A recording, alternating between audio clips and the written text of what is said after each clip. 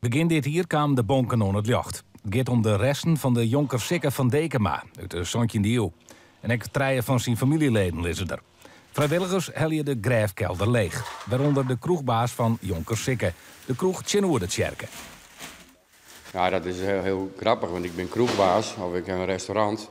Maar nu steen ik dus helemaal mijn pak aan, heel officieel, mooi de archeologen dat ding leeg te halen. En het is heel humoristisch, het is heel maar het is natuurlijk heel bijzonder dat zij dat doe je waarschijnlijk 1 keer in je leven. De groen uit de kelder wordt in plastic poeden skept en naar de orenkant van de dik bracht. Daar wordt heel voorzichtig de groen weer uit elkaar lutsen.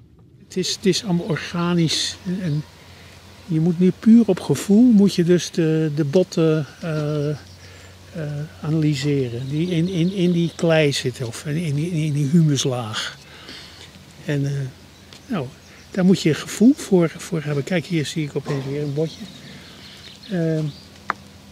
Je traint jezelf door gewoon heel veel botten in je handen te hebben gehad. Hans Kempenma had jet iets forensisch onderzoeker west. En wit dus werd er naar ziekje mat. Wat alle bonken uit de groen hellen binnen, maar toen zocht we de hokkerbonken van hokkerpersoon binnen. We gaan nu eerst dit helemaal uitlezen en dan die botten die hier liggen, die worden gespoeld en gedesinfecteerd. En dan kunnen we die uitleggen op een plaat en dan reconstrueren tot dat het een grotendeels gereconstrueerd skelet is. Het uiteindelijke doel is dat de skeletten weer omkomen in de kelder. Dus als we helemaal skiën hebben, dan is het een heel mooi middeleeuws graftombe.